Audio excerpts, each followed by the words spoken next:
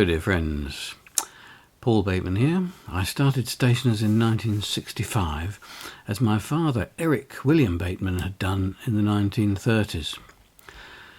Living in Hadley Wood at the time meant travelling every day by train to either Haringey West, followed by a short walk, or if the faster trains went to Finsbury Park and catching the bus.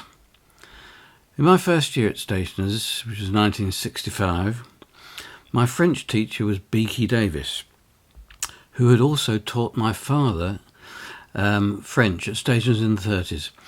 Mr. Davis retired at the end of our first year and was replaced by Francis Evans, with whom, for the last 10 years or so, I have been in daily contact.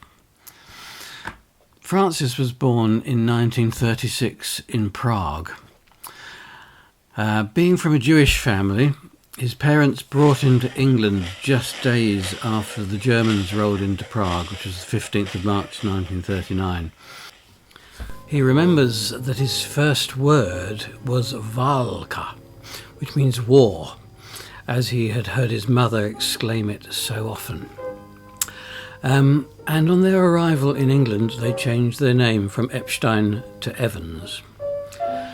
In fact, they first went by train to Milan, staying a week or two, and then by train to Calais and across the Channel to Dover. On arrival in London, their first stop was Finsbury Park, staying with a Mr. and Mrs. Edwards for at least a month. Francis's father had been to London on business in 1925, and Francis still has a photo of him playing tennis in Finsbury Park. So they already had some connections in both Muswell Hill and in Cricklewood.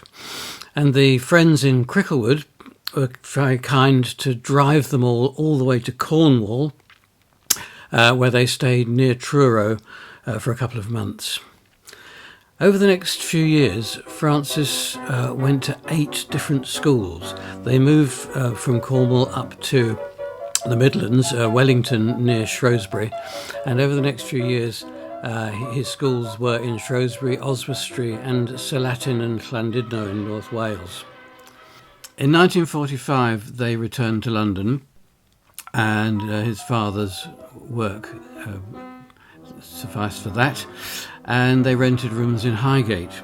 Francis attended St Aloysius School until his A-levels, and after that he studied Latin and French at Queen Mary College, London University, followed in 1964 by a year doing teacher training at Strawberry Hill College, where he did the one-year teacher qualification.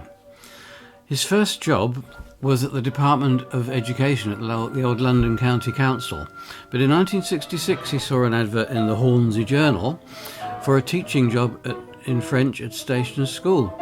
He applied, was interviewed partly by Beaky Davis in French, and got the job teaching me and my class from the second year onwards up to O-level. And I'm pleased to say I passed.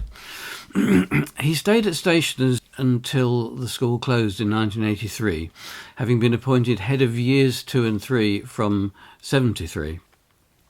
He transferred to the Langham School thereafter, but couldn't cope with the need to be not just a French teacher but also a policeman.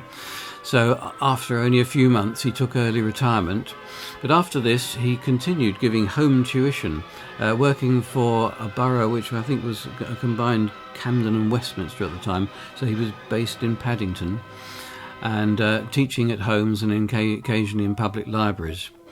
And from 1992 he did the same kind of work for Havering Council in Essex, and travelling daily out to Essex by car, also teaching general subject English and maths as well.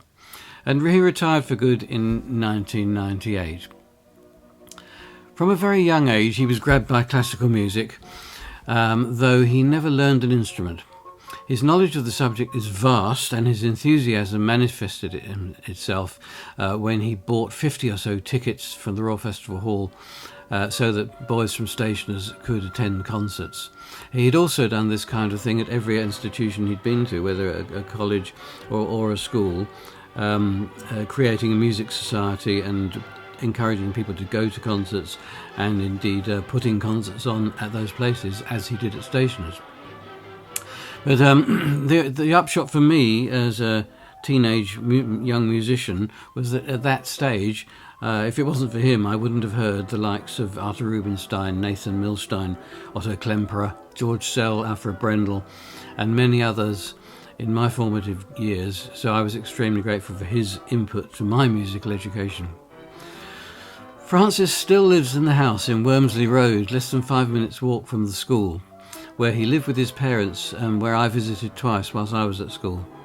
His parents were always at the concerts, and they both lived well into their 90s, so Francis has very good genes. At Stationers, he also organised a concert that I played solo concerto with the Whittington Philharmonic, Beethoven's Concerto No. 1. That was my first ever concerto performance, and he'd organised that as well. His daily routine now involves finding interesting classical music videos on YouTube, sending many of them to me. He drinks coffee and eats at Costa Coffee and the Mossy Well in Muswell Hill.